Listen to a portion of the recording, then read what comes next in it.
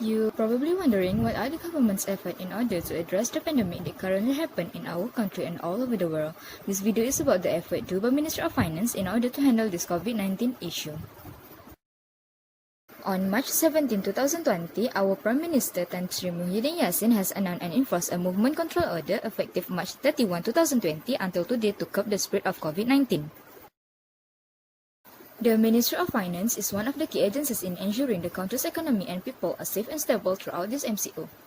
Ministry of Finance was formed in 31 August 1957 and headquartered in Ministry of Finance Complex in Putrajaya. The current minister is Senator Datuk Sri Tengku Zafrul Tengku Abdul Aziz. Malaysian Accountant Department and Bank Negara Malaysia BNM are some of examples of agencies and department under MOF.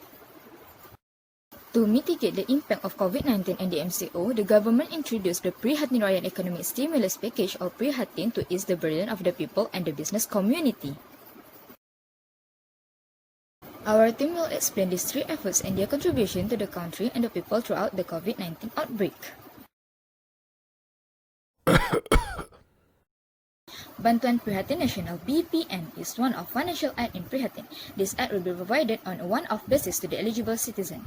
People who deserve BPN are probably from B40 and M40 categories. Citizens who received previous financial aid, which is Bantuan Sara Hidup, and people in M40 categories who do not receive the BSH but pay the income tax to the Lembaga Hasil Dalam Negeri, they did not need to apply BPN because the payment will directly into their account. They just need to wait for the announcement whether they are eligible to receive the BPN or not. There are two methods of payment, which are the payment was through credit for people who have own bank account, and through cash at the Bank Simpanan Nasional for those who didn't have bank account. The payment of BPN will be made in two phases, which is at the end of April and May 2020. The 40 categories will get 1,600 ringgit for household categories, and for single individuals will get 800 ringgit. Meanwhile, for M40 categories, they will get 1,000 ringgit, and for single individual will get 500 ringgit.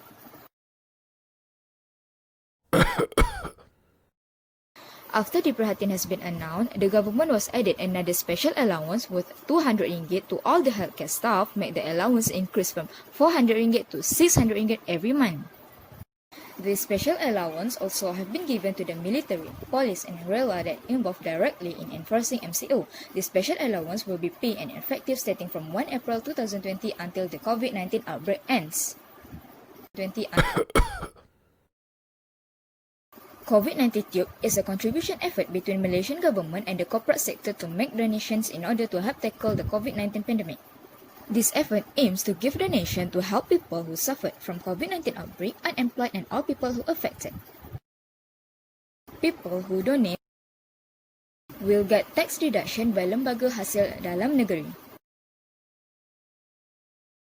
The company who want to donate can donate in terms of money or items, and the amount of tax reduction is equal with the amount of.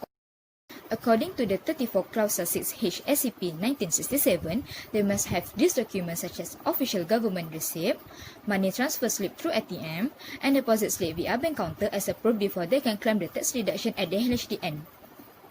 What are the benefits of these three efforts to the target groups? BPN is able to boost the purchasing power of people. BPN eligible the recipients to buy their daily necessities and ease their burden during the implementation of MCO. Every purchases will be including goods and service tax, and the tax money will be indirectly returned back to the government. So, it will increase economic growth through the taxes that government gets. BPN also able to boost the purchasing power among the rural people. As a result of BPN can help increase the income and indirectly will improve the rural standard of living. By giving this special allowance, the frontliner will feel motivated to do their jobs. The productivity of the service also will be increased, and it will help government to prevent COVID-19 from become worse. It is important for them to be motivated because the service sectors in Malaysia is one of the main contributors to the gross domestic product and act as an important aspect of economic development. In rural development, this effort helps the frontliner to do their job honestly. They will not only take care of people in urban area but also in rural area. Roadblocks and patrolling also has been made in rural area to reduce the number of people that positively confirm COVID-19. COVID-19 Tube has encouraged more people to contribute to help others besides help the involvement of economic development. This initiative helps people by providing basic needs during COVID-19 outbreak. People who get tax deduction will have extra money to spend for buying these needs, and the money will be passed back to the government. This initiative also gives benefit to rural people. Because of the MCO, the income has been affected. So with this COVID-19 cube, more people will donate, and the rural communities especially will get these benefits.